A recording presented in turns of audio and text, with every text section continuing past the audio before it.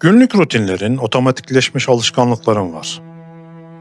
Sürekli seni beslemeyen gereksiz sohbetler yapıyorsun. Nihai amacına hizmet etmeyen ne kadar çok eylemin var, farkında mısın? İşte tüm bunlar senin yüklerin. Hem enerjini hem de zamanını sessizce ve sinsizce tüketiyorlar. Enerjini toplamak için yatağa yattığında zihninde o sorular yankılanıyor. Ben ne için yaşıyorum?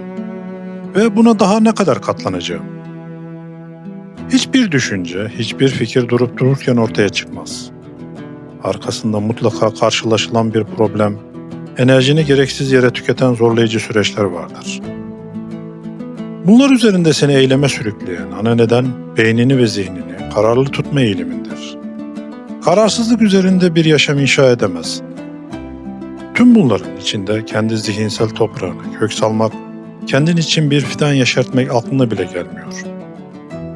Evet, çünkü içinde yaşadığın toplum topraktan, emekten ve doğal yollardan hayatını kazanmayı hor görüyor.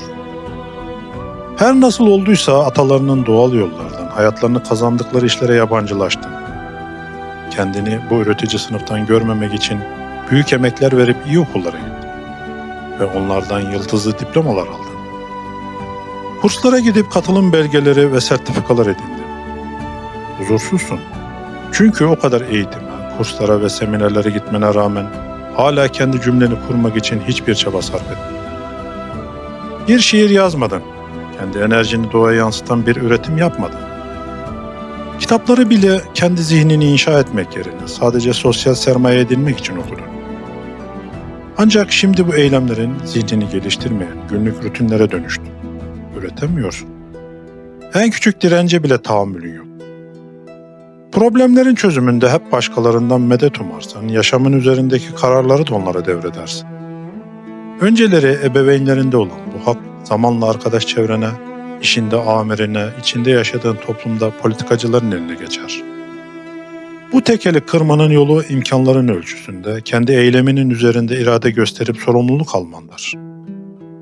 Aldığın sorumluluk seni problem üzerinde daha derin düşünmeye, daha verimli metotlar geliştirmeye itecektir. Hala çok geç değil. Kendin için bir şeyler yapabilirsin. Eğer kendi sesin ve nedenin için irade gösterip bir şeyler yapmaya karar verdiysen doğru yerdesin. Hayatın karmaşasından yorulup derin bir nefes almak istediğinde, su ağacının şefkatli gölgesinden daha huzurlu bir sığınak bulamazsın. Şimdi sana amaçların için zihnini nasıl hazırlaman gerektiğini anlatacağım. Sana akıl vermek ya da bir fikri pazarlamak istemiyorum.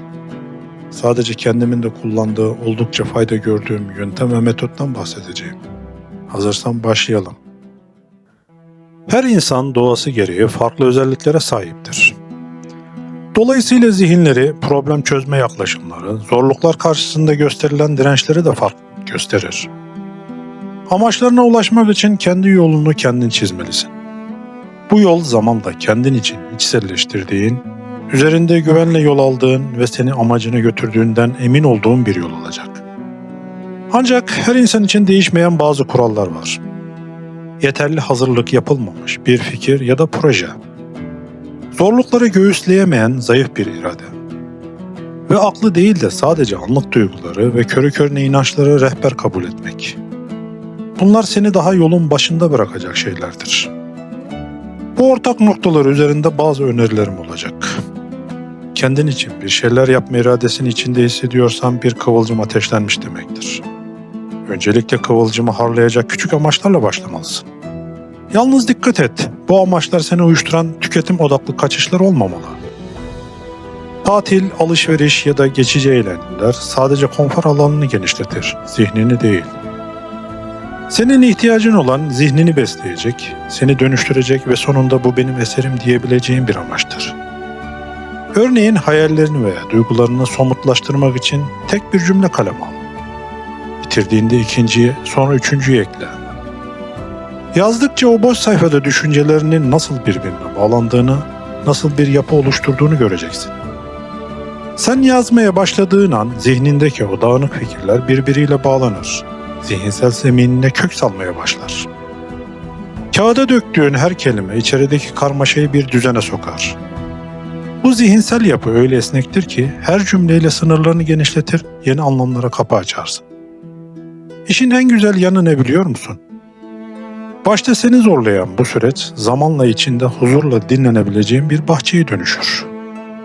Bu öğretme tadını bir kez aldığında artık o bahçeye dönmek için yanıp tutuşursun. Zihninin sınırlarını daha da genişletmek için sabırsızlanırsın. Gördüğün gibi küçük bir kararla başladığın bu yolculuk zihninde devasa fikirler için yer açar. Artık önünde geniş bir alan var. Belki bir deneme yazısı, belki bir yazılım projesi. Belki de ellerinle şekil vereceğin bir zanaat ya da resim. Hangi yolu seçeceğine karar verdiğinde zihnini bu yolculuğa hazırlaman gerekir. Unutma, hazırlıksız çıkılan her yol seni daha ilk yokuşta yarı yolda bırakır. Peki bu hazırlık süreci nasıl olacak? Öncelikle zihnini iç ve dış dünyadan gelen o bitmek bilmeyen gürültüye kapatmalısın.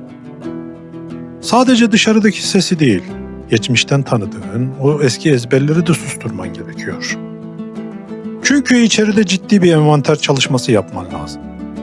Zihnindeki bu yoğun gürültünün içinde elinde gerçekten ne olduğunu, neye ihtiyaç duyduğunu görmen imkansızdır. Şimdi amacının gereklilikleri için sahip olduğun somut ve soyut her şeyin dökümünü çıkarma vakti. Ama burada rehberin duyguların ya da inançların değil, sadece aklın olmalı.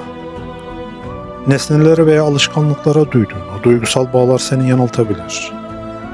Onlar senin için anlamlı olabilir ama amacına ulaşırken çoğu zaman sadece birer ayak bağıdır.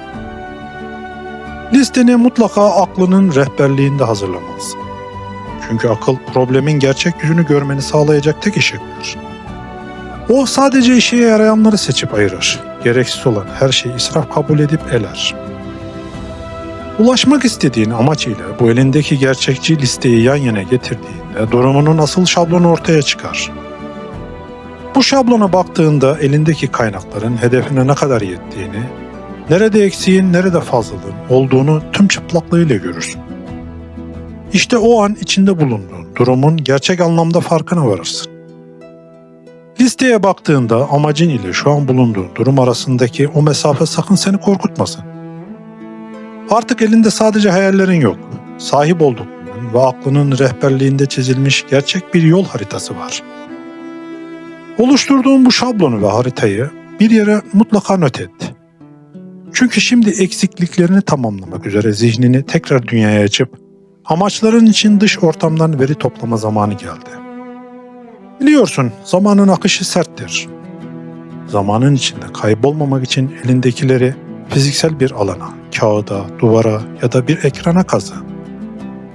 Onu her an görebileceğin bir yere koy ki yolunu kaybettiğinde sana fener olsun.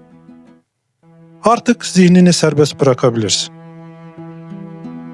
Göreceksin, zihinsel kasların seni eksikliklerini tamamlayacağın o doğru verilerin olduğu alanlara kendiliğinden yönlendirecek. Çünkü zihninin artık bir farkındalığı, bir yönü ve bir pusulası var.